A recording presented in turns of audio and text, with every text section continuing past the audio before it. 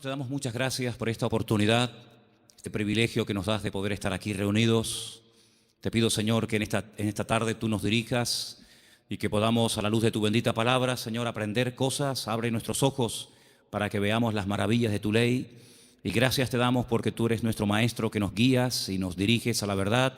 Queremos en esta tarde aprender de ti, Señor. Quita todo obstáculo, cualquier impedimento, de la índole que sea, y que en esta tarde haya libertad para exponer tu palabra y para aprender de la misma. Gracias por todo, Señor, en el nombre de tu amado Hijo Jesús. Amén y amén. Vamos a estar leyendo en esta tarde una serie de textos, y por eso le he pedido a Vanessa y a otras personas que nos ayuden. Pero vamos a abrir la Biblia primeramente nosotros en esta tarde por una carta que el apóstol Pablo le escribe a Tito.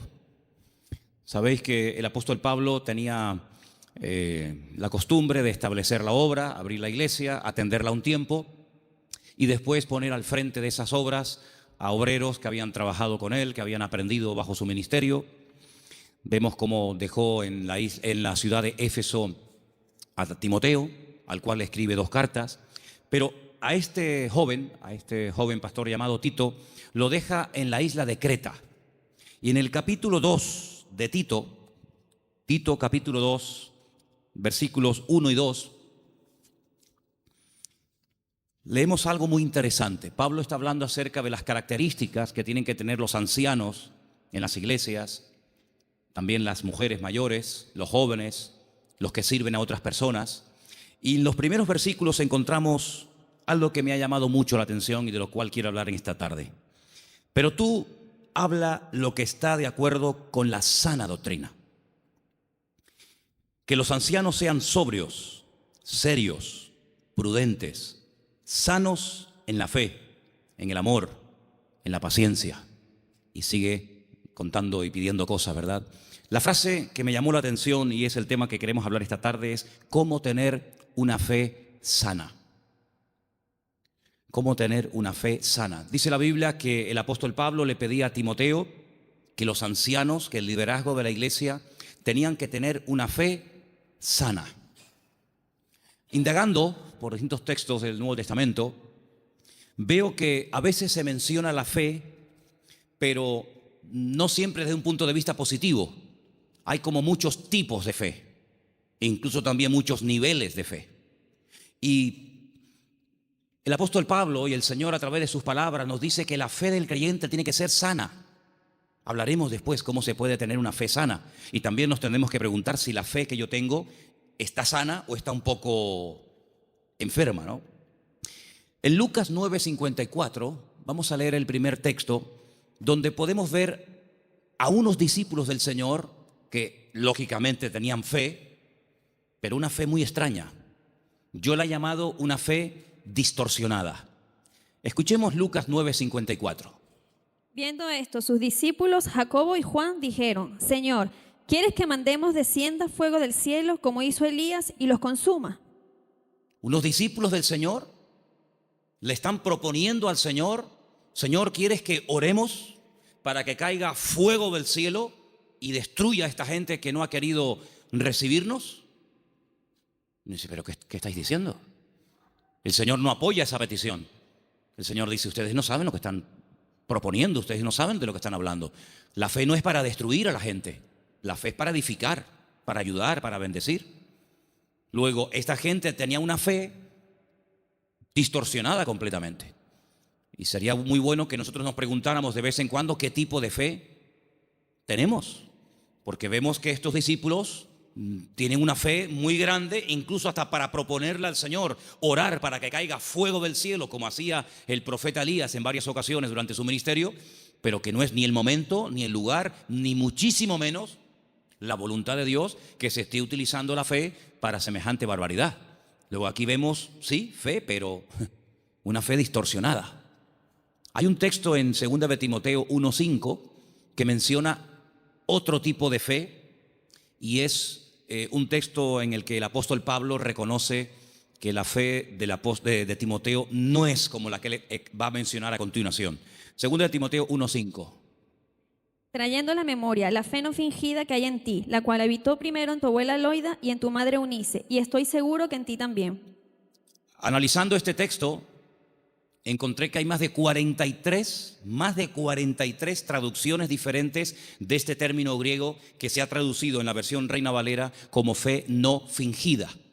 Pero hay otras Biblias que en vez de poner fe no fingida, dicen fe verdadera, sincera, fe sin mezclas, fe sin hipocresía, fe nacida del corazón, fe sin disimulo, sin engaño. Incluso hay una versión alemana que dice fe sin máscara. Es un término que se emplea en 6 ocasiones diferentes en el Nuevo Testamento, y hay un versículo en Romanos que dice que el amor tiene que ser sin fingimiento. Exactamente igual que la palabra que emplea Pablo a la hora de referirse a la fe. Entonces hay una fe fingida. Parece que tiene, pero a la hora de la verdad eso no se puede considerar una fe auténtica. Entonces estamos viendo cómo la Biblia menciona y habla de personas que en un momento determinado pueden tener fe, pero no es la fe sana de la cual queremos hablar en esta noche y cómo conseguirla. Entonces hemos visto una fe distorsionada, una fe fingida, que no era el caso de Timoteo.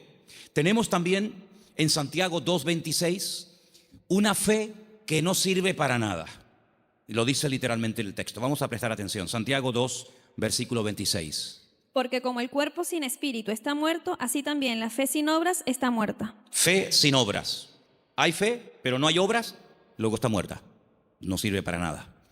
Entonces hay gente que puede tener una fe aparentemente muy grande, pero no hay obras. Esa fe no produce nada. Por lo tanto, dice Santiago, es una fe muerta. Y lo muerto, pues ya me contarás para qué sirve. Absolutamente para nada. Ya hay 3 tipos de fe: distorsionada, una fe fingida, una fe muerta, y hay una fe que quisiera contar un poquito de quién se trata. ¿Os acordáis del joven rico? Un chico que dice que había guardado todos los mandamientos de la ley, era muy escrupuloso, moralmente impecable, pero él notaba que le faltaba algo. Y le pregunta al Señor: Señor, ¿qué tengo que hacer para heredar la vida eterna? Y el Señor le propone un estilo de vida diferente, le habla de que tiene que romper con ese espíritu de materialismo que lo domina, le habla de que tiene que guardar los mandamientos, y él dice: yo todo esto lo he guardado. Luego vemos que muchos escribas y fariseos, incluido en el joven rico, eran personas de fe, pero era una fe religiosa, mecánica. Hay que orar, oramos. Hay que leer, leemos. Hay que ayunar, ayunamos. Hay que congregarse, me congrego. Pero el Señor no quiere que actuemos como si fuéramos máquinas, hermanos. Que no seamos como robots, que hacen las cosas, pero sin sentimiento, sin pasión, sin ganas, sin deseo. Las hacen, pero no hay vida en lo que hacen. Digamos que es una fe religiosa. Sin embargo, volvemos al texto de Tito capítulo 2, donde el apóstol Pablo dice que los creyentes tienen que tener una fe sana. Quédense con eso, una fe sana, que no está enferma, que no está distorsionada. No es una fe que llegamos incluso a tener fe en la fe, valga la redundancia. Conocen la película de la lámpara de Aladino, ¿no? Esa lamparita que la frotan, sale un genio, y el objetivo del genio es cumplir los deseos de aquel que tuvo la suerte de encontrar la lámpara de Aladino. La fe no es la lámpara de Aladino. No tenemos que tener fe en nuestra fe. Dice el Señor: tened fe en Dios. ¿Cuántos dicen amén? Antes de ver las características y cómo se puede tener una fe sana, quiero llevarles a Mateo capítulo 8, donde vais a ver cómo el Señor sabe perfectamente qué nivel y qué calidad de fe tenemos. En Mateo capítulo 8, a partir del versículo 5, se relata la historia de una visita de Jesús a un pueblo llamado Cafarnaún, que significa el pueblo de Naún. Y en el versículo 5 dice que Jesús entró en Cafarnaún y vino a él un centurión. Luego, no es un judío, es un gentil. Y este centurión, que era una especie de capitán, viene rogándole y le dice: Señor, mi criado está postrado en cama, paralítico, gravemente atormentado. No es un hombre insensible, no es un hombre arrogante como la mayoría de los romanos de la época. Es un hombre que viene pidiendo ayuda. Y viene pidiendo ayuda a un judío. Luego aquí hay un acto de humildad muy grande. Y le dijo el Señor: yo iré y le sanaré. Versículo 8. Respondiendo el centurión le dijo: Señor, no soy digno de que entre bajo mi techo. Solamente di solamente la palabra y mi criado sanará. Esto es tremendo. Porque también yo soy hombre bajo autoridad y tengo bajo mis órdenes soldados. Y le digo a este, ve, y va. Y le digo a otro, ven, y viene. Y a mi siervo, haz esto, y lo hace. Al oírlo Jesús se maravilló y dijo a los que le seguían, de cierto os digo, que ni aún en Israel he hallado tanta fe. No he encontrado a nadie en el país que tenga tanta fe como este hombre. ¿Qué fue lo que le llamó la atención al Señor Jesucristo de este hombre? Primero, la humildad con la que vino a pedir. No vino exigiendo. No vino, oye, que soy un centurión romano y me tienes que obedecer. Sino vino con humildad. Vino, dice, que rogándole. Y no vino pidiendo algo para él, sino para otra persona. Luego, aquí hay una compasión. Aquí hay un amor por alguien que está sufriendo, que no es precisamente él, sino es su criado. Luego hay una cosa muy interesante en la conversación. El Señor está dispuesto a ir a la casa de un gentil. El Señor está dispuesto a ir a la casa de este hombre. Sin embargo, este hombre dice, Señor, sinceramente yo no soy digno de tenerte bajo mi techo. Pero podemos solucionarlo de otra manera. Di solamente la palabra, da solamente la orden de que mi criado sea, y no hace falta ni que te desplaces, no hace falta ni que vengas. Fíjate que el hombre le pone un ejemplo al Señor. Le dice, mira, yo soy un hombre de autoridad. Yo le digo a un soldado que venga y viene, lo digo a otro que vaya o haga esto y lo hace. Por lo tanto, lo que este hombre está diciendo es, yo reconozco tu autoridad. Yo reconozco que cuando tú ordenas algo en el mundo espiritual, se cumple. Por lo tanto, como hago yo en lo natural, hazlo tú en lo espiritual. Da la orden y automáticamente mi criado sanará. Él unió el poder de la palabra, la autoridad de la palabra del Señor, con una fe bien puesta y bien depositada con humildad en el Señor. Y claro, automáticamente recibió la respuesta. Entonces el Señor dice que en todo Israel no había encontrado a nadie que tuviera tanta fe, una fe tan grande, tan firme, tan madura como la de este hombre. Luego, por la forma como habló, por la forma como pidió y se comportó, el Señor se dio cuenta de que este hombre no tenía una fe normal y corriente, sino era una fe, amigo, de categoría. Sin embargo, en el mismo Evangelio según San Mateo, un poquito más adelante, en el capítulo 14, ahora las cosas cambian. Porque en el capítulo 14, a partir del versículo 22, dice la palabra del Señor lo siguiente: Jesús enseguida hizo a sus discípulos entrar en la barca e ir delante de él a la otra tierra, a la otra ribera, entre tanto que él despedía a la multitud. Despedida la multitud, subió al monte a orar aparte, y cuando llegó la noche estaba allí solo. Y ya la barca estaba en medio del mar, azotada por las olas, porque el viento era contrario. Más a la cuarta vigilia de la noche, como a las 3:30 de la madrugada, Jesús vino a ellos andando sobre el mar. Los discípulos, viéndole andar sobre el mar, se turbaron diciendo, un fantasma, y dieron voces de miedo. Pero enseguida Jesús les habló diciendo, tened ánimo, yo soy, no temáis. Entonces Pedro le respondió y le dijo, Señor, si tú eres, manda que yo vaya a ti sobre las aguas. Vamos a ver. Jesús le dijo, ven, simplemente eso, ven. Él, descendiendo de la barca, andaba sobre las aguas para ir a Jesús. Pero, ay amigos, los peros. Al ver el fuerte viento tuvo miedo y, comenzando a hundirse, dio voces diciendo, Señor, sálvame. Al momento Jesús, extendiendo la mano, asió de él y le dijo, hombre de poca fe. Poca fe. Capítulo 8 le dice al centurión, grande, grande es tu fe. Queda maravillado, queda impactado el Señor al ver el nivel de fe que tenía aquel hombre. Sin embargo, a este le dice, hombre de poca fe. Hay otro pasaje muy interesante en los evangelios, ustedes lo conocen perfectamente, donde Jesús está predicando en una casa. Dice la Biblia que fuera hay unos amigos de un paralítico que no pueden entrar. Conocen la historia, ¿verdad?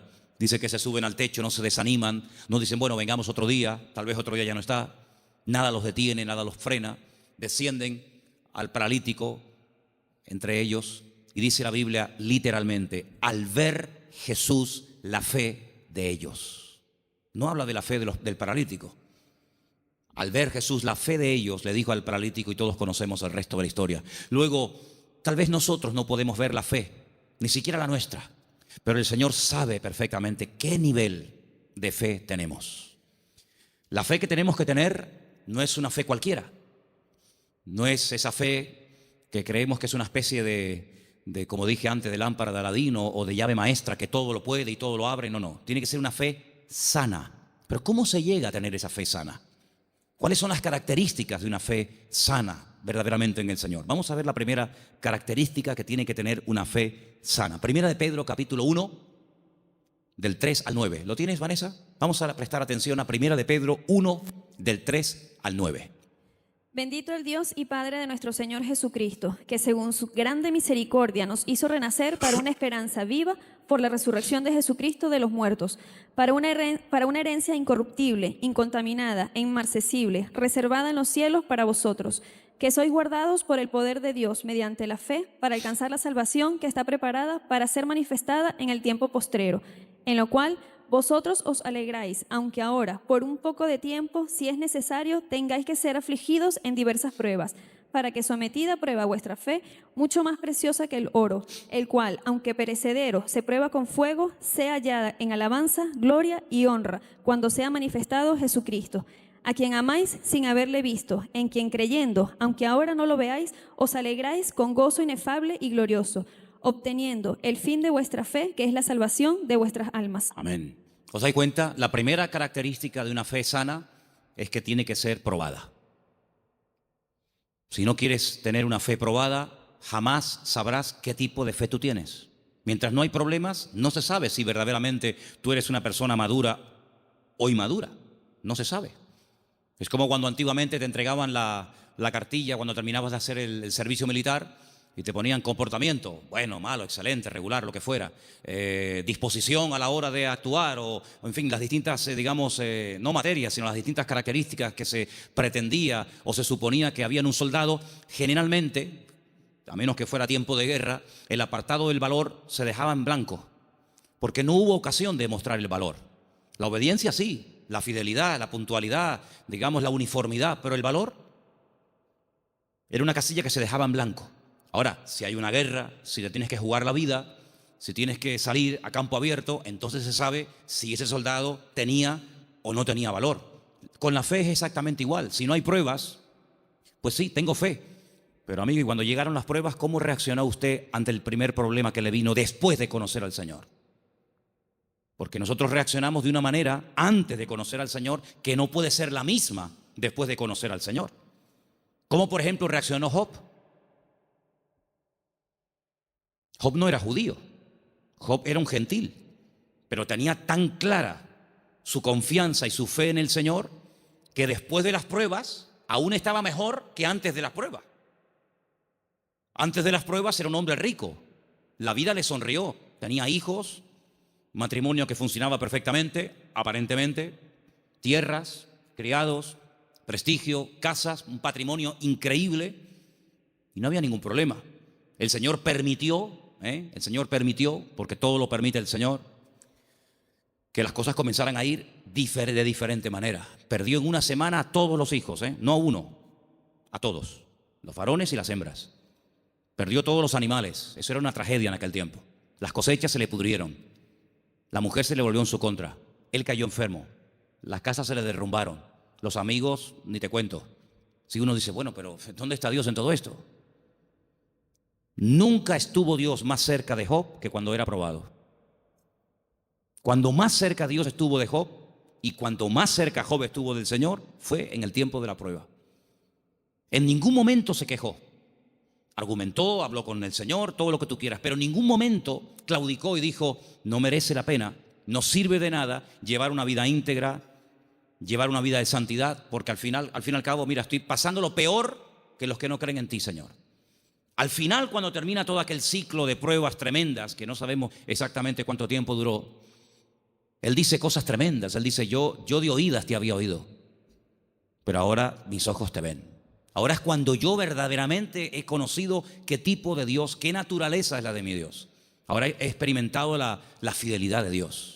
Ahora he experimentado la sanidad del Señor. Ahora he experimentado el consuelo del Señor. Y por eso, claro, él dice esa famosa leyenda, esa famosa frase, aunque Dios me mate, lo voy a seguir adorando, porque yo sé que mi Redentor está vivo.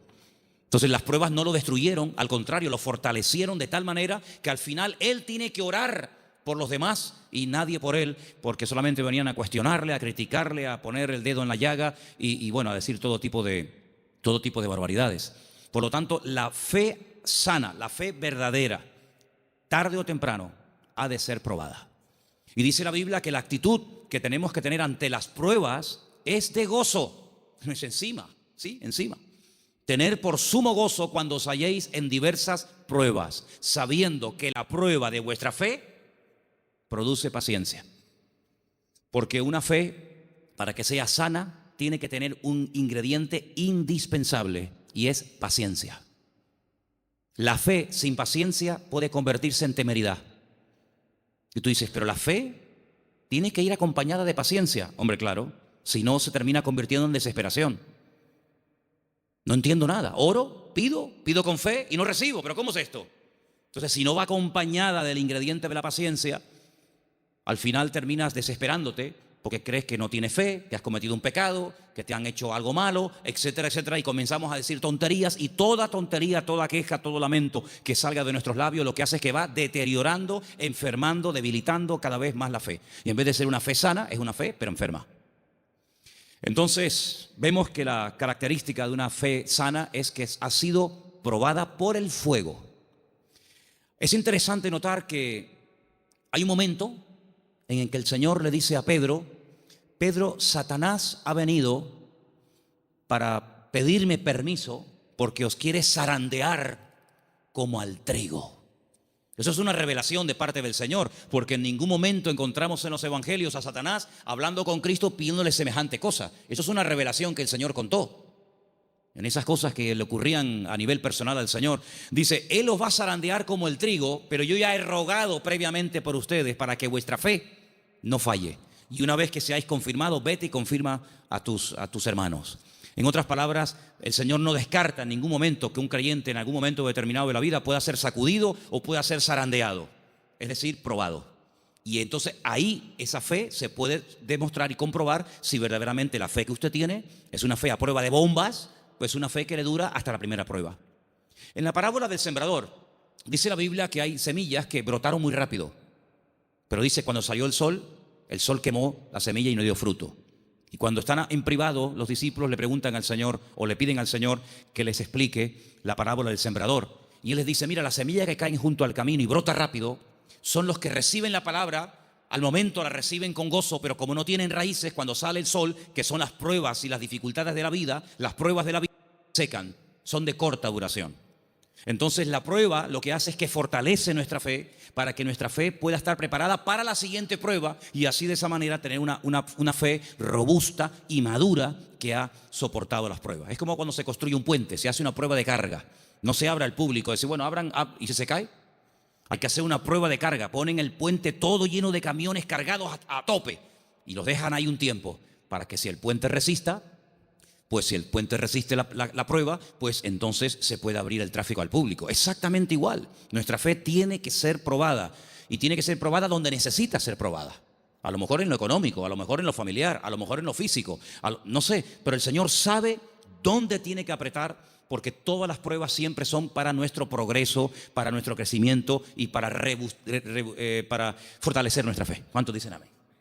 La segunda característica de una fe auténtica, de una fe sana, la encontramos en una carta que Pablo le escribe a los hermanos de Tesalónica. Primera de Tesalonicenses 1, del 2 al 10. Es una lectura un poquitín larga, pero por favor presten atención. ¿La tienes tú, Patricia? Adelante. Damos siempre gracias a Dios por todos vosotros, haciendo memoria de vosotros en nuestras oraciones, acordándonos sin cesar delante del Dios y Padre nuestro de la obra de vuestra fe, del trabajo de vuestro amor y de vuestra constancia en la esperanza en nuestro Señor Jesucristo, porque conocemos, hermanos amados de Dios, vuestra elección. Pues nuestro evangelio no llegó a vosotros en palabras solamente, sino también en poder, en el Espíritu Santo y en plena certidumbre. Como bien sabéis, cuáles fuimos entre vosotros por amor de vosotros, y vosotros vinisteis a ser imitadores de nosotros y del Señor, recibiendo la palabra en medio de gran tribulación con gozo del Espíritu Santo, de tal manera que habéis sido ejemplo a todos los de Macedonia y de Acaya, que han creído, porque partiendo de vosotros ha sido divulgada la palabra del Señor, no solo en Macedonia y Acaya, sino también en todo lugar vuestra fe en Dios se ha extendido, de modo que nosotros no tenemos necesidad de hablar nada, porque ellos mismos cuentan porque ellos mismos cuentan de nosotros la manera en que nos recibisteis y cómo os convertisteis de los ídolos a Dios para servir al Dios vivo y verdadero y esperar de los cielos a su Hijo, al cual resucitó de los muertos, a Jesús, quien nos libra de la ira venidera. Amén. La iglesia de Tesalónica, desde el primer momento, fue una iglesia muy perseguida, muy perseguida. No todas fueron así, pero una de las características de esa congregación es que desde el primer momento los creyentes fueron perseguidos. Hermanos perdieron la vida. Llegó un punto que la presión era tan tremenda, que comenzaron a pensar si a lo mejor ya había comenzado hasta la gran tribulación. Fíjate lo que te digo. Y por eso Pablo tiene que escribirles varias cartas y alentar y animar a los hermanos y aclararles que todavía ese tiempo no ha comenzado, y les alienta y les anima a decir: hermanos, seguir adelante. El Señor aún no ha venido. El tiempo de angustia de Jacob, la gran tribulación, aún no ha comenzado. Y Pablo pone doctrina encima de la mesa para que ellos sepan que lo que está pasando no es todavía lo que está profetizado para los últimos tiempos, ¿verdad? Y una de las cosas que el apóstol Pablo reconoce de la iglesia es que la fe de la iglesia, la fe de los hermanos de la ciudad de Tesalónica, no se quedó encerrada entre cuatro paredes, sino que los creyentes no habían perdido el valor de testificar a los que no conocían al Señor. Ellos se habían convertido, como dice ahí, hemos leído, de los ídolos. Habían sido gente idólatra, politeísta, y habían dejado esa vida de desorden, de idolatría, para convertirse al Dios vivo y verdadero. Pero la conversión de ellos, la fe de ellos depositada en el Dios vivo y verdadero, no era algo que se hacía a escondidas, sino algo que ellos querían que se difundiera. De tal manera que Pablo llegaba a ciertas y determinadas poblaciones y la gente en esos lugares daban testimonio de lo que los hermanos de Tesalónica estaban pasando y cómo la fe de ellos se había extendido. Y esto es muy importante, hermanos. Esto es muy importante porque en un momento tenemos un encuentro inicial con el Señor. Nos encontramos con el Señor, entendemos el propósito de la salvación, de la venida de Cristo. Pedimos perdón por nuestros pecados, lo aceptamos como nuestro Señor y Salvador personal. Muy bien, pero ¿y ahora? Ahora se tiene que extender nuestra fe. Tenemos que divulgar nuestro testimonio, nuestra esperanza en el Señor, porque no todo el mundo tiene la misma fe. No todo el mundo ha tenido la misma experiencia que tú has tenido, y por eso es muy importante que abramos la boca para que podamos decir a la gente: oye, que hay una esperanza, que hay un remedio, como vimos el domingo, que hay un camino, una verdad y una vida. Y los tesalonicenses no dijeron: bueno, mira, vamos a quedarnos callados porque nos están maltratando, nos están matando, nos están torturando. No importa, vamos a seguir hablando, vamos a dar testimonio de la fe en nuestro Señor Jesucristo. Esa es otra característica indispensable de una fe sana, que no solamente soporta la prueba con gozo y que la utiliza como plataforma para crecer y para acercarse más al Señor, sino que además es una fe que no es muda, no es una fe invisible. Usted sabe que la tiene, pero nadie se ha enterado en la familia. Nadie se ha enterado en el barrio. No, yo abro mi boca y extiendo y proclamo la fe, la obra que el Señor ha hecho en mi vida. Esa es otra característica de una fe sana. Un creyente que no testifica no es normal. No es creyente que un creyente que tiene el gozo del Señor y que ha pasado de muerte a vida, pasen los días, las semanas y se le pase la vida y no comparta su fe y su testimonio con nadie. Eso no es una fe sana, es una fe enferma. Otra característica de una fe sana, quiero leer en Santiago. Voy a leer este pasaje yo, si no les importa, en capítulo 2, a partir del versículo 14, donde Santiago habla de algo muy importante relacionado con la fe. Dice: hermanos míos, Santiago 2:14, ¿de qué aprovechará si alguno dice que tiene fe y no tiene obras? ¿Podrá la fe salvarle? Si un hermano o una hermana están desnudos y tienen necesidad del alimento de cada día, y alguno de vosotros les dice: id en paz, calentaos y saciaos, pero no les dais las cosas que son necesarias para el cuerpo, ¿de qué aprovecha? No, hermanos, déjenme que diga esto. Decimos: bueno, pero ¿no es el Señor el que suple nuestras necesidades? Sí, pero muchas veces el Señor puede suplir nuestras necesidades a través de nuestros hermanos. A veces cuando veo a un señor mayor o a alguna persona en un parque, en una plaza, dándole de comer a los pajaritos o a las palomas, a mí siempre me viene a la cabeza el texto que dice: hombres de poca fe, mirad las aves del cielo que ni siembran ni hilan, ¿no las alimenta vuestro Padre Celestial? Y yo digo: fíjate, este hombre sin darse cuenta, o a lo mejor sí, no sé, está siendo un instrumento que hoy el Señor está utilizando. Él cree que le sobraban unas miguitas de pan duro y las trae al parque para entretenerse, pero él no se está dando cuenta de que ese montón de pájaros, el Señor los está alimentando a través del detalle de este hombre. Entonces puede ser que el Señor te puede utilizar a ti en un momento determinado y a través de tu vida, cubrir la necesidad, suplir la necesidad de algún hermano. Entonces dice, así también la fe, si no tiene obras, es muerta en sí misma. Una de las fe que comentamos antes. Versículo 18. Pero alguno dirá, tú tienes fe, yo tengo obras. Muéstrame tu fe sin tus obras y yo te mostraré mi fe por las obras. Tú crees que Dios es uno y bien, haces bien. También los demonios creen y tiemblan. Mas ¿quieres saber esto, hombre vano, que la fe sin obras es muerta? ¿No fue justificado por las obras nuestro padre Abraham cuando ofreció su hijo Isaac sobre el altar? ¿No ves que la fe actuó juntamente con sus obras y que la fe se perfeccionó por las obras? Y se cumplió la escritura que dice, Abraham creyó a Dios y le fue contado por justicia y fue llamado amigo de Dios. Vosotros veis pues que el hombre es justificado por las obras y no solamente por la fe. Asimismo también Rahab la ramera no fue justificada por las obras cuando recibió a los mensajeros y los envió por otro camino, porque como el cuerpo sin espíritu está muerto, así también la fe sin obras está muerta. Luego, una característica de una fe sana, que es lo que nos interesa y estamos hablando esta noche, es que es una fe que produce, una fe que hace obras. No es una fe teórica. No, yo creo pero no hago nada. No, es una fe que hace obras. ¿Cómo se sabía que Abraham tenía fe en el Señor? Bueno, pues yo estaba justamente leyendo hoy ese pasaje y dice la Biblia que este hombre viaja desde el sur de Israel, desde una ciudad llamada Beersheba, recorre todo el desierto del Negev, llega hasta el monte Moria, allí en Jerusalén, y antes de llegar deja a unos criados y le dice, bueno, guárdeme aquí el asno, el burrito, que dice, iremos, adoraremos y volveremos. Y a veces seguimos leyendo el pasaje y nos olvidamos de decir, no, espérate un momento, mira lo que acaba de decir. Iremos, adoraremos y volveremos. Pero ¿cómo dice volveremos? Si Abraham sabe que tiene que subir al monte Moria y sacrificar, es decir, matar a su hijo Isaac, dirás en todo caso, volveré. La Biblia dice que Abraham tenía tanta fe en el Señor que creía que si mataba a su hijo Isaac, el Señor se lo podía resucitar y volverlo a tener con él.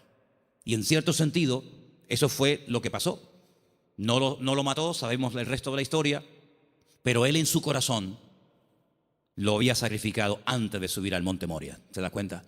Pero la fe de Abraham no quedaba simplemente en un acto de obediencia, sino que iba mucho más allá. Bueno, yo lo mato, yo lo sacrifico porque al fin y al cabo es lo que Dios, mi Señor, me ha pedido. Pero creo que Él me lo puede dar de entre los muertos. Y es que nunca nadie había resucitado, hermanos. Él no puede decir, no, es que ya resucitó fulanito de tal. No había resucitado nadie. ¿Cómo sabía Abraham que el Señor podía resucitar muertos? Porque Abraham conocía a Dios.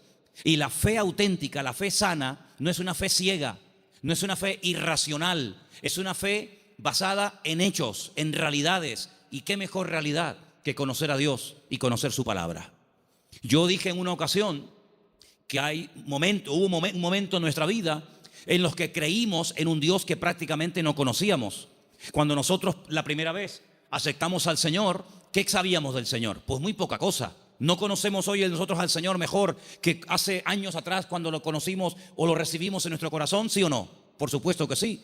En aquel momento fue un acto de fe. Yo necesité fe, créame, yo particularmente, yo no sé, pero yo necesité mucha fe porque yo no creía en Dios. No creía en Dios, sencillamente. Para mí no existía. Y yo necesité que Dios me diera fe para poder creer en Él. Pero créanme, hermanos, y lo digo con toda sinceridad, yo hoy en día no necesito fe para creer en Dios. Yo es que sé que Dios existe. La fe se necesita para creer en lo que usted tal vez no ve o no ha recibido y tiene fe de poder recibirlo. Pero yo no necesito fe para creer en mi Padre. Yo no necesito hoy por hoy fe para creer si este libro es o no es la palabra de Dios. Es que yo sé que es la palabra de Dios. Por lo tanto, la fe tiene que ir en aumento, tiene que ir creciendo, tiene que ir madurando.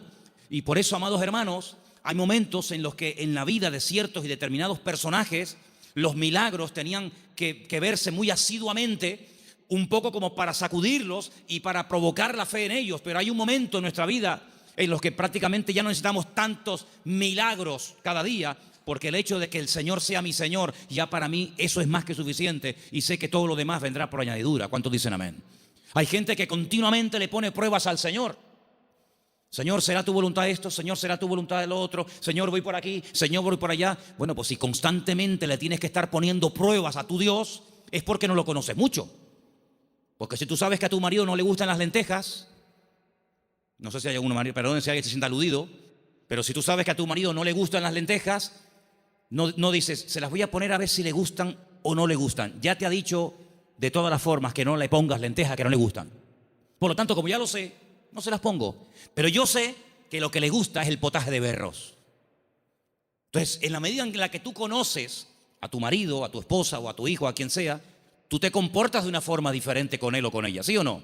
En la medida en que tú conoces a Dios, yo no tengo que decirle a Dios, Señor, ¿se puede hacer esto o no se puede hacer? Voy a poner un papelito con un sí y con un no.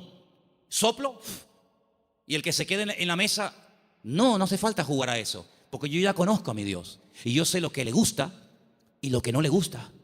Leía en el día de ayer algo tremendamente interesante. Dice Pablo, es que la ley no fue dada para el justo. La ley fue dada para el homicida. La ley fue dada para el que no conocía a Dios y tienes que decirle todo, le tienes que contar todo. Pero José nunca leyó la Biblia. Y José era capaz de decir, eso no lo puedo hacer, porque si yo hago eso, yo peco contra mi Dios. ¿Os acordáis? Cuando es tentado con la mujer de Potifar, él podía haber dicho, bueno, ¿dónde está escrito que esto es pecado? No estaba escrito por ninguna parte, pero es que él conocía a Dios. Y cuando una persona conoce a Dios, aunque no tenga mucho conocimiento de la Biblia, conoce más del Dios de la Biblia que de la Biblia del Señor y sabe perfectamente discernir, dice, esto no es de Dios, esto no es del Señor. Porque el que conoce al Señor, dice la Biblia, hay un texto muy bonito que dice, el pueblo que conoce a su Dios se esforzará. Y nosotros, amados, queridos hermanos, no dejamos de pecar por miedo al castigo, sino no pecamos por temor a Dios, por respeto al Señor, que es muy diferente. Amén. Otra característica de una fe madura, tal vez le puede sorprender esta frase, es que no tiene miedo a las aventuras. En Génesis capítulo 12, quiero que vean este pasaje conmigo. Génesis capítulo 12, versículo 1. Hay una palabra aquí muy bonita que la hemos leído en muchas ocasiones. Dicen que el padre de Abraham era, ¿cómo se llama el padre de Abraham? Hola.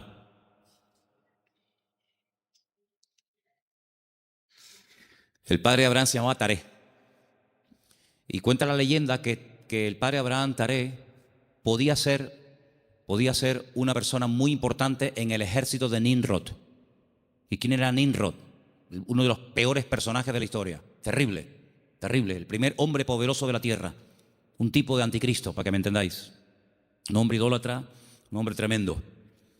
Y hay muchas leyendas y muchas historias, no solamente en el pueblo de Israel, sino en el mundo árabe y en otras culturas, que hablan mucho de Abraham, porque Abraham es el personaje que le cae bien a todo el mundo.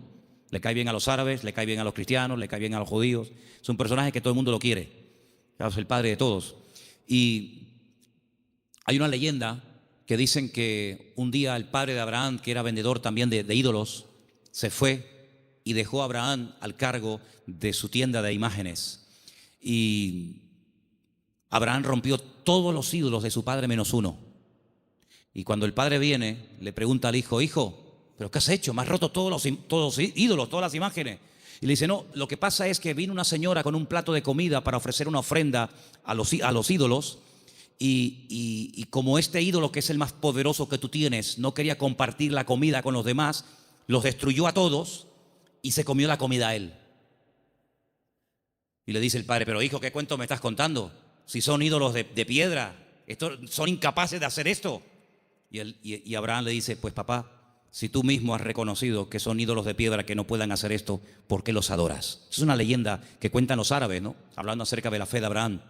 Pues este hombre, cuando vivía en aquella tierra, versículo 1, Génesis 12:1, dice, el Señor le había dicho, fíjate el tiempo del verbo, No está llamando el Señor ahí a Abraham. Dice, ya le había dicho. Es como, oye, que ya te he dicho, ya te lo dije el otro día, te lo estoy recordando. Ya el Señor le había dicho a Abraham. ¿Qué le había dicho? Vete de tu tierra, de tu familia o parentela, de la casa de tu padre, a la tierra que yo te mostraré. Fíjate que el primer verbo está en pasado y el último está en futuro. Ya le había dicho el Señor, a la tierra que yo te mostraré. ¿A dónde voy? No lo sé, yo te lo mostraré, ya te lo diré. Pero hay una promesa, entre el cumplimiento de la promesa y la obediencia, hay una palabra muy interesante. Dice, yo haré de ti una nación grande. Te bendeciré, te engrandeceré. Engrandeceré, tú no serás bendición. Bendeciré a los que te bendigan y a los que te maldijeren, maldeciré. Serán benditas en ti todas las familias de la tierra. Y se fue Abraham como el Señor lo había dicho. Entonces vemos que este hombre, en base a una promesa, en base a una orden de parte del Señor, él emprende una aventura. Y por eso este punto que he dicho, que para tener una fe sana, uno tiene que estar dispuesto a correr aventuras con el Señor. No podemos tener todo bajo control. Hay creyentes que todo lo quieren tener bajo control. Y eso es totalmente imposible. Quiero tener bajo control las facturas, lo que tengo que pagar, lo que tengo que hacer, lo que tengo que decir. Tengo que tener hermano, en la vida de un creyente verdadero, tienes que dejar una puerta abierta a la vida de fe, a una vida de aventura. Esto no tiene ni pies ni cabeza, diría un padre a un hijo. Pero hijo, ¿a dónde va? Es que no lo sé, padre. Pero, ¿qué sentido tiene esto? Yo leía hoy una frase en un libro que la tengo por aquí apuntada y me llamó mucho la atención y la quiero compartir con ustedes. Y la frase que leía dice, lo que nosotros llamamos seguridad muchas veces no es más que un freno para una vida de fe. Esto me impactó muchísimo. No, es que hay que tener una seguridad en la vida, tú. Ya no tengo 20 años, ya tengo una edad y uno ya tiene que ir pensando las cosas. Me parece muy bien. Pero cuando vamos a la palabra de Dios, nos encontramos que a veces Dios llama a gente ya con 80 años. Y tú dices, ¿pero dónde va este hombre con 80 años? Pues tú no ves que cuando tú eras joven lo intentaste y fue un fracaso lo que hiciste, que incluso hasta terminaste matando a una persona. Y el Señor llama a un hombre que en el pasado ha fracasado y se ha refugiado como un prófugo en el desierto, cuidando ovejas que no son ni de él. Y ahora tengo que volver atrás. ¿A qué? Hacer la voluntad de Dios, pero en esta ocasión no como tú la quisiste hacer, en tu yo, en tu ego, sino hacerla a mi nombre. Y lo manda a Moisés, a Egipto, con 80 años. Y Abraham le da unas promesas increíbles con una edad que uno dice, ¿y por qué no le dio estas promesas cuando tenía 18, 20 o 30 años? ¿Por qué esperó tanto el Señor en sorprender y en usar a este hombre? Hermanos, nosotros no somos los que ponemos los tiempos. Los tiempos los pone el Señor. Por eso les dije antes que un ingrediente indispensable de una fe sana es la paciencia. Una fe que no va acompañada de paciencia te puede crear problemas a ti personalmente. Porque cuando tú pides y cuando tú oras y no recibes, la Biblia dice que si pedimos y no recibimos, se puede convertir en un tormento al alma, en un tormento al corazón. Y por eso el que tú pidas no significa que inmediatamente tus órdenes se tienen que cumplir. Vuelvo a repetir el ejemplo de antes. La fe no es la lámpara de Aladino. Encomendamos al Señor nuestra vida, nuestras situaciones, confía en Él y Él hará, decía el Salmo 37, ¿os acordáis? Entonces, una fe sana tiene que ser probada, tiene que extenderse, no puede quedar ahí reducida, anclada, encerrada herméticamente en tu vida. Es una fe que produce obras, es una fe que es que por lo que haces se nota que tiene fe. Hombre, vamos a ver, un hombre que está dispuesto a sacrificar a un hijo, ¿qué más prueba que ello? Cuando le dice el Señor a ese hijo el día de mañana, quédate en Beersheba y siembra en el desierto, y este hombre siembra en el desierto y no cuestiona a Dios diciendo, oye, pero ¿cómo que siembra en el desierto? Esto es un disparate, es una locura. ¿Cómo voy a sembrar la semilla? ¿Cómo voy a sembrar semillas en arena? Y el hombre lo hace y Dios lo prospera, ¿verdad? Vemos en la Biblia que hay momentos en los que Dios le dice a la gente, oye, ¿tú estás dispuesto a ir en contra de la corriente? ¿Tú estás dispuesto a hacer lo que yo te diga, aunque aparentemente sea un disparate? A ese tipo de vida no tenemos que cerrarnos. Yo no digo que tengas que ir por ese camino toda tu vida, pero no descartes la posibilidad de que en un momento Dios te lleve la contraria. ¿Puede el Señor llevarnos la contraria? ¿Puede el Señor sorprendernos a estas alturas? Quiero decirles algo que llevo tiempo queriendo decirlo y siempre se me olvida. Siempre se me olvida. Cuando llego a casa digo, pero si yo vine de Galicia y quería decirles esto y todavía no se lo he dicho. Ahora me acaba de venir a la cabeza y se lo voy a decir. Fui a predicar un día a una iglesia en Galicia. No voy a decir ni el sitio porque sabe Dios a dónde llegan estas predicaciones. Fui a predicar a un lugar y el pastor de esa iglesia, que llevaba ya mucho tiempo al frente de esa congregación, me dice que se va a ir a otra ciudad, a empezar otra iglesia. Digo, muy bien. Y él sigue hablando y me dice, es que esta iglesia en la que yo ya he estado años, yo creo que ya ha dado todo lo que tenía que dar. Hemos hecho evangelismo, hemos hecho retiros, hemos hecho campamentos, hemos hecho vigilias, y yo creo que esta iglesia ya ha dado todo lo que tenía que dar y voy a comenzar en otra parte. Y cuando yo llegué a casa y comencé a pensar en lo que este hermano me había dicho, es un buen hombre, es un buen pastor, no estoy hablando de un pseudo pastor, estoy hablando de un hombre de Dios. Pues yo dije, Señor, es interesante en la vida porque en la vida tiene que saber uno hasta dónde tiene que llegar. La Biblia nos enseña que el sueño de Moisés era entrar a la tierra prometida. El Señor dijo, no, hasta aquí llegaste, amigo. Pero no voy a cruzar el Jordán, no, es que soy Moisés, me da igual. Yo si quieres te enseño la tierra. Pero aquí se acaba tu vida, amigo. A partir de ahora le pasas el relevo a Josué. Y vemos que Moisés no entró en la tierra prometida. Y tan grave fue lo que hizo. Aparentemente delante del Señor fue muy gravísimo. Para no dejarlo entrar, tú imagínate, ¿verdad? Vemos, por ejemplo, a David. ¿Cuál era el sueño de David? El sueño de David era levantarle un templo a Dios. Ese era el sueño de David. ¿Se lo había pedido el Señor? No. De hecho, el Señor le dice a través del profeta Natán, le dice, ¿dónde me vais a meter a mí? Si el cielo es mi trono y la tierra es el estrado de mis pies, ¿qué casa me vais a construir a mí? Pero si quieres hacerla. Sin embargo, vemos que el Señor no le permitió, el que verdaderamente tenía ganas de levantar el templo, no lo pudo levantar. Su hijo fue el que lo levantó. Entonces, él entendió que su vida no era, o el sueño de su vida no se iba a cumplir, sino que era su hijo el que iba a levantar el templo. Luego, uno tiene que saber hasta dónde puede llegar.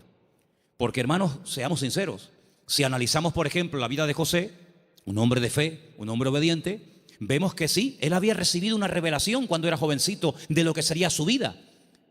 Pero si aquellos sueños que él tuvo de pequeño no le ayudaba, en cierto sentido, el faraón a poder cumplirlos, pues se pudriría en la cárcel. Luego, otra persona tuvo que soñar para que sus sueños personales, la revelación de parte del Señor a él, se pudiera hacer realidad. Por lo tanto, es muy importante como congregación, como familia, como matrimonio, como hijo, como pastor, como creyente, saber hasta dónde tengo que llegar con el Señor. De hecho, para mí hay dos preposiciones que aparecen en la Biblia que tenemos que tenerlas presentes siempre en nuestra vida de fe. Desde, hasta. Son dos preposiciones importantísimas en la vida de un creyente que quiere tener una fe sana. Desde, hasta. ¿A qué me refiero? Josué capítulo 1 dice, la tierra te la he entregado. Nadie te podrá hacer frente en todos los días de tu vida. Desde, hasta, esa es la tierra en la que te puedes mover. No te salgas de ese marco, no te salgas de ese terreno, porque no te la daré. De hecho, ha habido momentos en la historia en los que Israel ha conquistado terreno que tiempo más tarde ha tenido que devolver, porque no entraba dentro del desde hasta, ¿verdad? Cuando en una de las guerras conquistó la famosa península del Sinaí, la península del Sinaí no entraba dentro de las promesas del Señor y la tuvo que devolver, ¿verdad? Y sabemos que la península del Sinaí no pertenece a Israel. Por lo tanto, como creyentes tenemos que saber cuáles son nuestras limitaciones, qué tipo de fe tenemos y con ese tipo de fe trabajar y movernos en el Señor, porque dice la Biblia que no a todos se nos ha dado la misma fe, ni los mismos dones, ni el mismo conocimiento, ni los mismos talentos. Por lo tanto, cada uno tiene que, examinarse a sí mismo y decir, bueno, a mí el Señor no me ha llamado a predicar, pero así a mí el Señor sí me ha llamado a servir o a colaborar. Tal vez el Señor a mí no me ha llamado al ministerio musical, pero me ha llamado o me ha capacitado o me estoy preparando para el ministerio de enseñanza o para el ministerio, para otras culturas. Cada uno de nosotros tiene que examinar su fe y ver a sí mismo qué estás haciendo con el nivel de fe que tú tienes. Hay una característica que yo quisiera que leamos algunos versículos. No sé si lo tienen ustedes ahí, Patricia. Hebreos 11, ¿sí? Del 8 al 10. Porque antes dije algo que quiero que te lleves esta tarde grabado en tu corazón. Incluye la paciencia en tus oraciones. Incluye la paciencia en tu fe.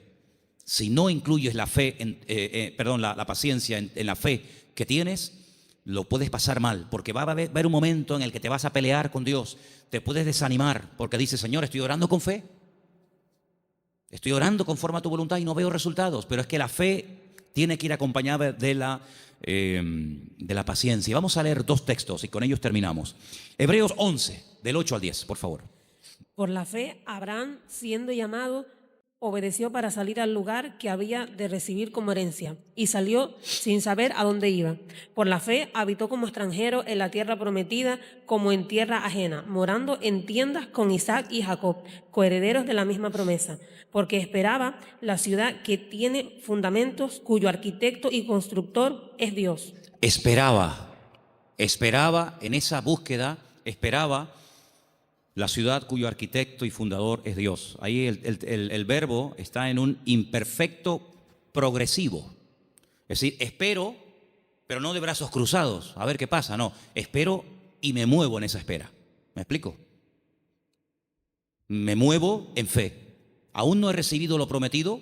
¿Estará aquí la ciudad cuyo arquitecto y fundador es Dios? ¿Está aquí? ¿No? Vámonos para allá. Y se iba a otro lugar, acampaba. Yo lo que busco es la ciudad que ha construido mi Dios. Una ciudad firme, estable. Vivo en tiendas de campaña, pero no importa, yo estoy buscando una ciudad que tiene fundamentos. Pasaba un tiempo, aquí no es. Bueno, dice la Biblia, y esto es un misterio tremendo, que dice que la llegó a ver. La llegó a ver y la saludó, como diciendo, algún día yo estaré allí. Yo les dije una vez que a mí me llamó muchísimo, muchísimo la atención, porque esto es algo que dice el Nuevo Testamento. Esto no lo dice el Antiguo Testamento. La Biblia no dice en el Antiguo Testamento en ninguna parte que Abraham buscaba la ciudad cuyo arquitecto y fundador es Dios. Eso no lo dice en ninguna parte. Eso lo dice el Nuevo Testamento en la carta a los Hebreos.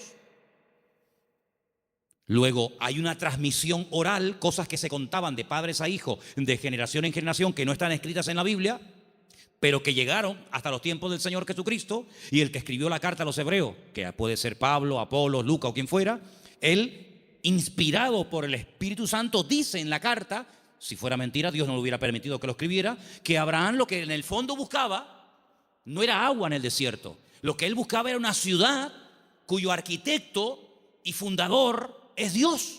Y tú dices, ¿qué ciudad es esa? ¿Qué ciudad es?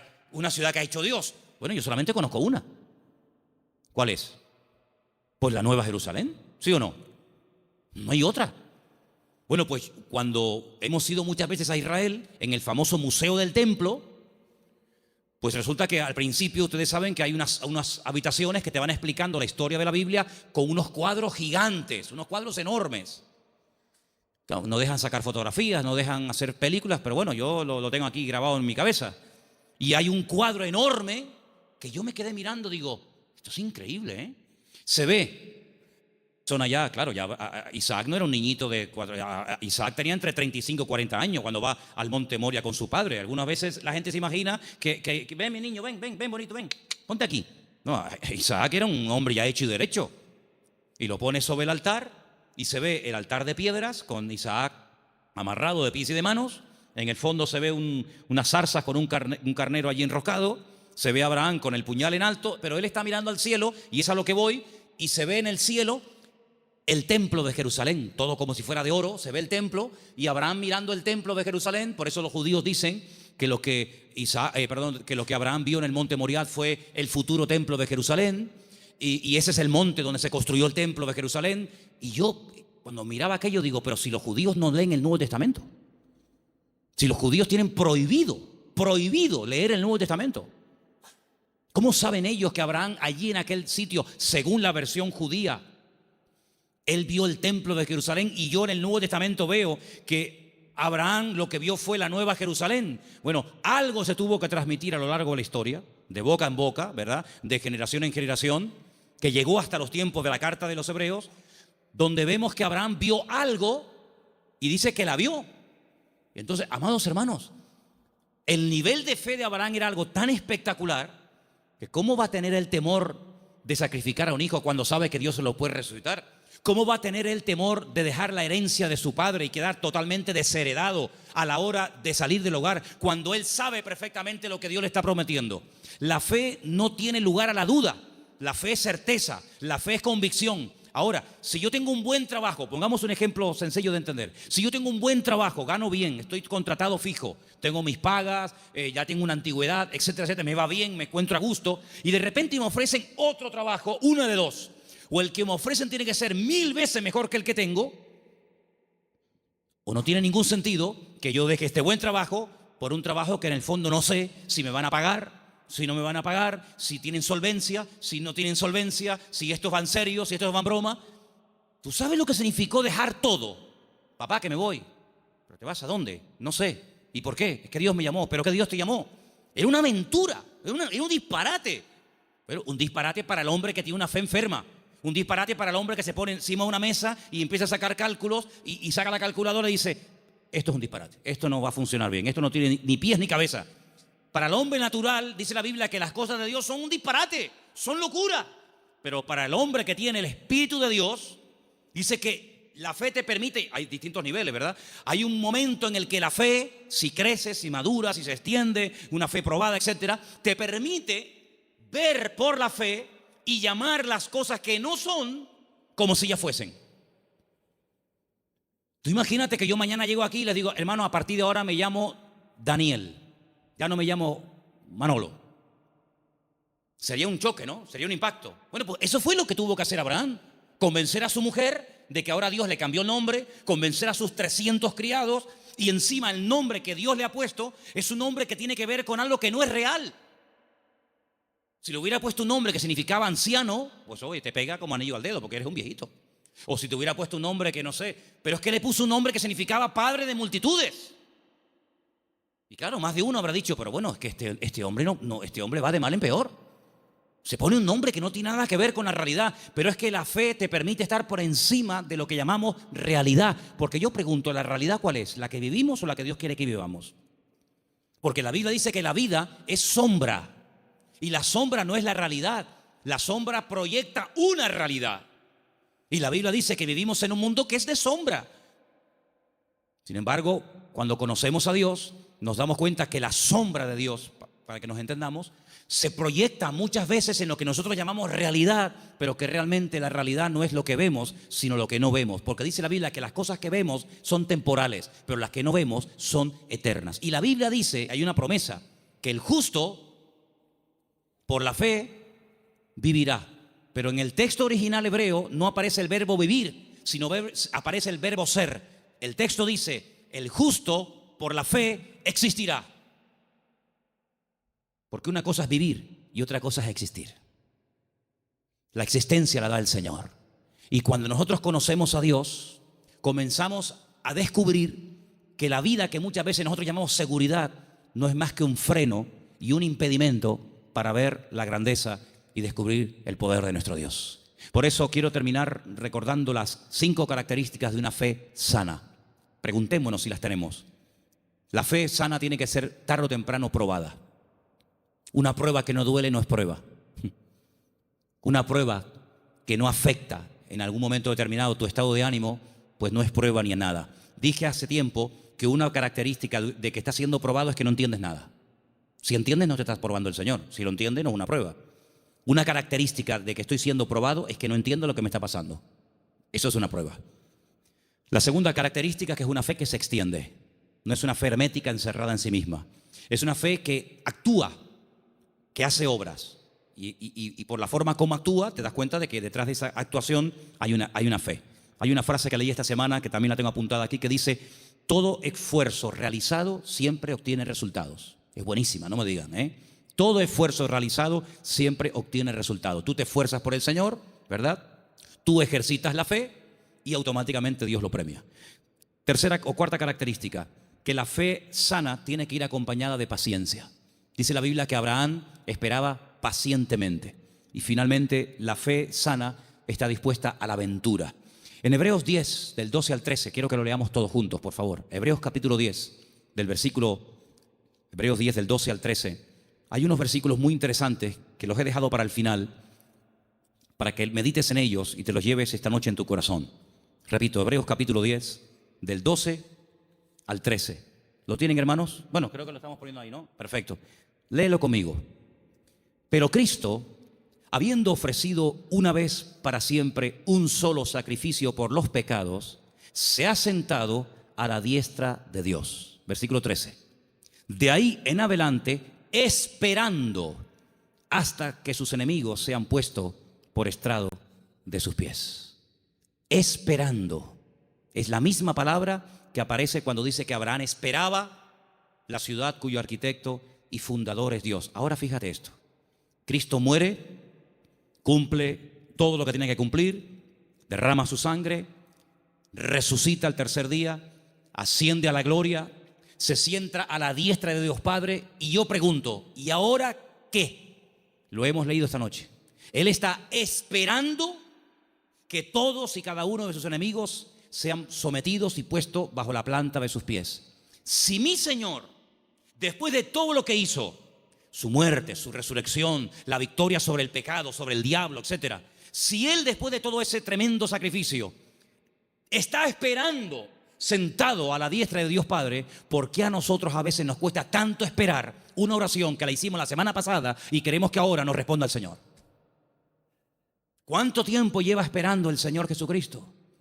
Bueno, en números redondos, 2000 años. Porque aún hay enemigos que no están sometidos. Dice que el último, un día si quieren podemos hacer la lista de los enemigos que tienen que ser dominados y controlados y sometidos a la planta de los pies del Señor. Dice que el último, después de haber superado todo, el último enemigo que será superado y vencido para siempre será la muerte. De momento la muerte no ha sido vencida en el sentido de que todavía los seres humanos siguen muriendo, incluidos los cristianos. Y dice la Biblia que algún día la muerte no existirá más. Llegará un momento en el que la muerte, llegó tu muerte. Hasta aquí llegaste, amiga. Por lo tanto, si el Señor está esperando, imitemos al Señor. Él ora, Él intercede. Hay oraciones que el Señor Jesucristo le hizo al Padre cuando subió a la diestra, y una de ellas fue: Padre, envíales el Consolador. No dijo Él: yo rogaré al Padre para que os envíe otro Consolador, para que esté con vosotros para siempre. ¿Lo habéis leído, sí o no? Esa oración fue contestada en pocos días. Asciende, el Señor Jesucristo le pide al Padre que envíe el Espíritu Santo a los que quedaron en la tierra, lo envía, pero hay otras muchas cosas que aún todavía el Señor está esperando que se solucionen, que se venzan, y después vendrá el Señor. Por lo tanto, vemos que la fe tiene que aprender a esperar. No solamente tiene que tener la confianza y la perseverancia, sino que una fe sana es una fe que sabe esperar. Pero no es una espera en vano, no es una espera inútil, es una espera que merece la pena, porque merece la pena esperar en el Señor. ¿Cuántos dicen amén? Cierra tus ojos en esta noche y pidámosle al Señor: si mi fe está distorsionada, si mi fe está muerta, si mi fe no produce, si mi fe está estancada, Señor, sáname la fe. Que mi fe no sea una fe enferma, sino una fe viva, una fe robusta, madura. En otras palabras, una fe sana, aleluya. Que sea una bendición para mi vida y para los que me rodean. Una fe contagiosa, una fe que trae ánimo, una fe que trae fortaleza al espíritu.